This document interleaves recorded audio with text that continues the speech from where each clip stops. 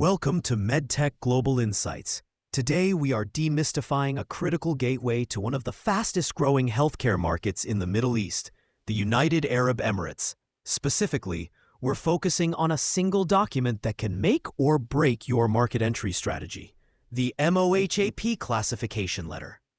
The UAE's Ministry of Health and Prevention, or MOHAP, requires this formal classification before you can even begin the full registration process. Many companies, especially those with approvals from the FDA or European bodies, underestimate this step, viewing it as a simple administrative hurdle. This is a costly mistake. The classification letter is not just a formality. It is the strategic foundation of your entire UAE submission.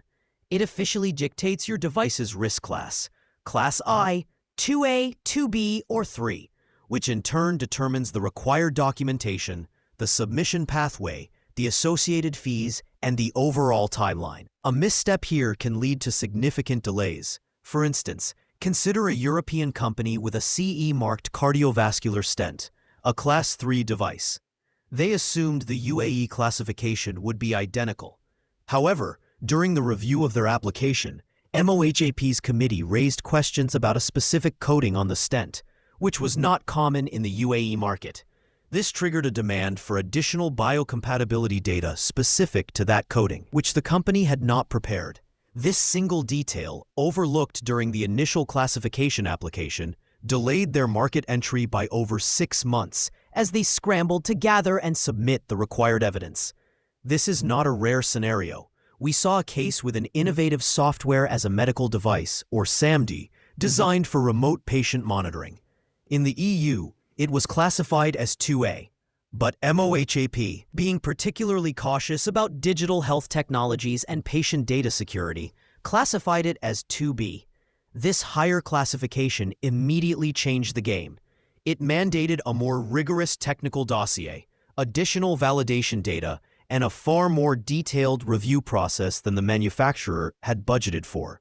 The core issue is that the UAE's classification system, while based on GHTF principles, has its own local interpretations and precedents. MOHAP may classify your device based on its intended use, the novelty of its technology within the UAE, or even its comparison to devices already registered in their database.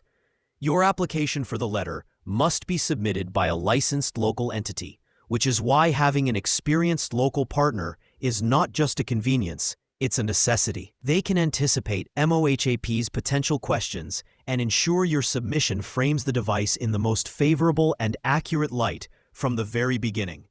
Getting the classification right is your first and most important victory in the UAE. For more insights on navigating complex regulatory landscapes, you can contact us. Please feel free to email us at info@pureglobal.com or visit our website at https://pureglobal.com.